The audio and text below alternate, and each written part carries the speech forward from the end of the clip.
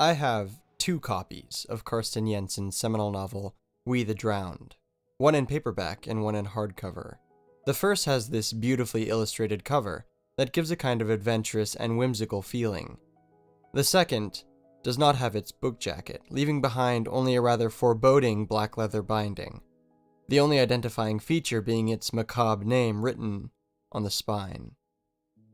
They each lend themselves to very different ideas, don't they? I've always loved fiction about the sea. My library is filled with multiple novels about sailing, especially in the 1800s, when wooden-hulled ships were used for even the most perilous of adventures. Out of these novels, though, We the Drowned is one of my favorites. Not only is it relatively modern in its construction and prose, but it is simply one of the most beautiful books I have ever read. The book follows the small Danish town of Marstal through over 100 years of its history, starting in the early 1800s and extending all the way through the Second World War.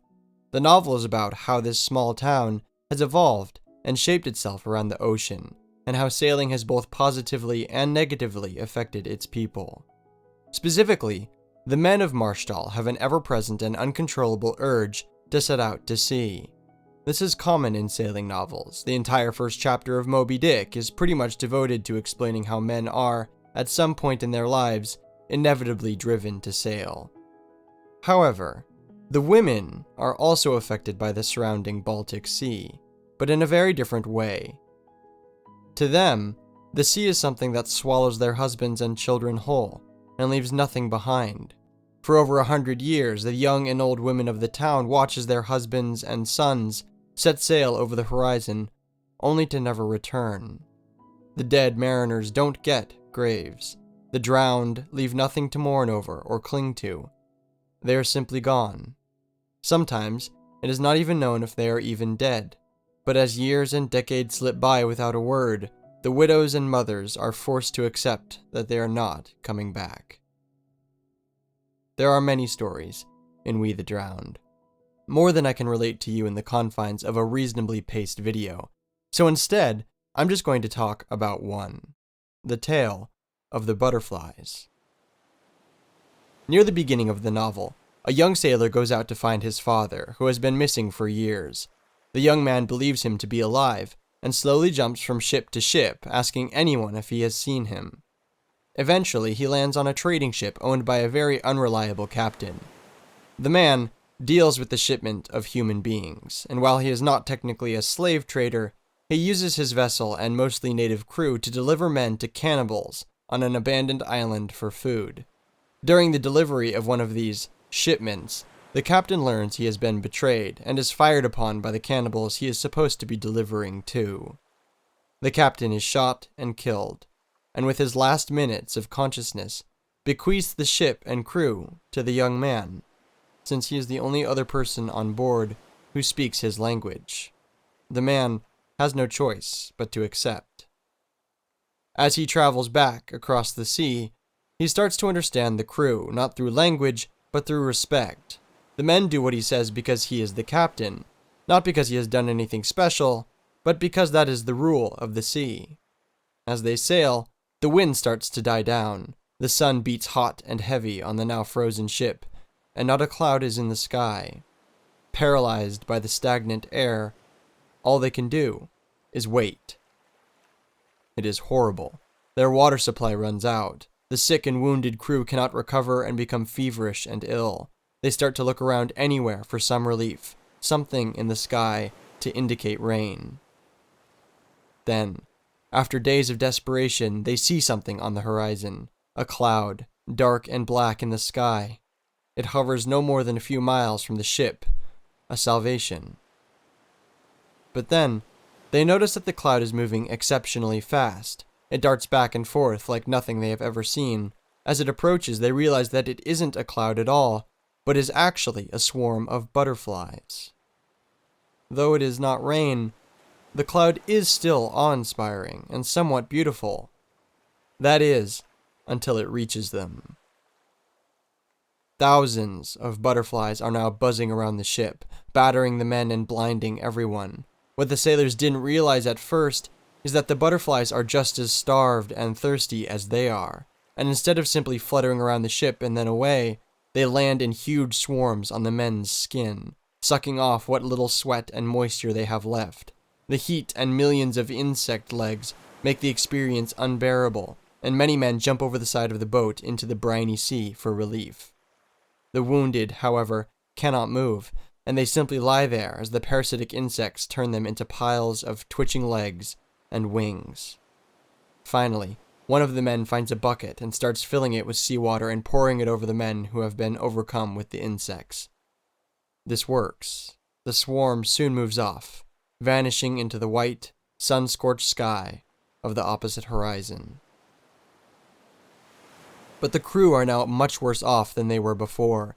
Even more dehydrated due to the devouring attack, the salty water soon dries, and the brine sucks even more moisture from their cracked and blistered skin. The whole thing, which at first looked like a salvation, became a nightmare, and the men are left still thirsty and frozen. They eventually do survive this.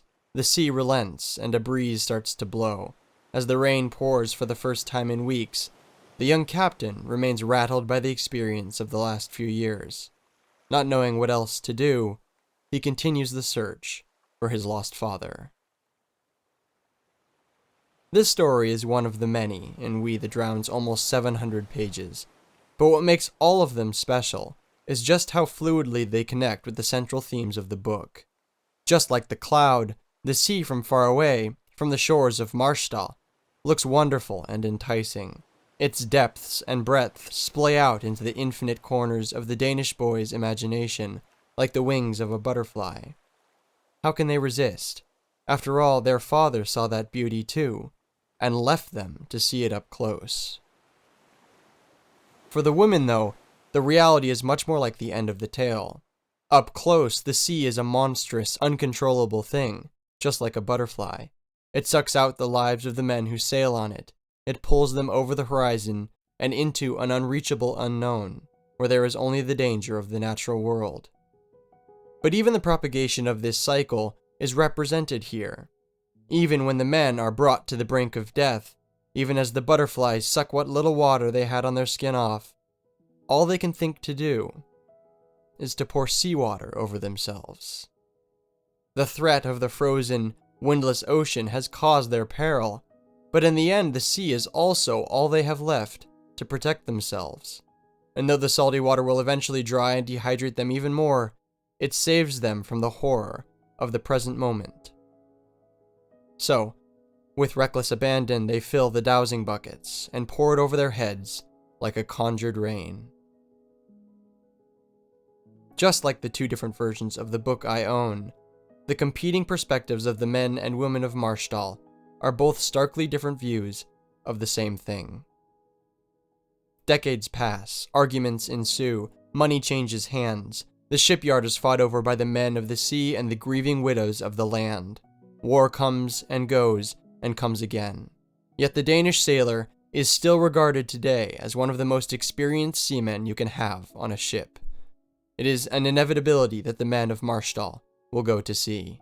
The women will continue to fight for possession of their sons and husbands, and their reclamation will accomplish some victories. Some boys will live and return, but many will drown. But at the heart of the story, there is a beauty to it all. From the adventure and camaraderie the men have for each other, to the love the women have for the people that will eventually leave them, there is a kind of identity. The people of Denmark will forever be connected to the sea, but they will also be connected by it. Every time a sailor drowns in the grip of the black Baltic, a piece of him lives on in Marstal. A legacy continues, and more children are inspired to both love their mothers and search for what their fathers were looking for. Together, this connection has ebbed and flowed like a tide, and out of it we can glean a glimpse of what it truly means to be born on the shores of Denmark. What it means to be part of a people so inextricably connected to the sea.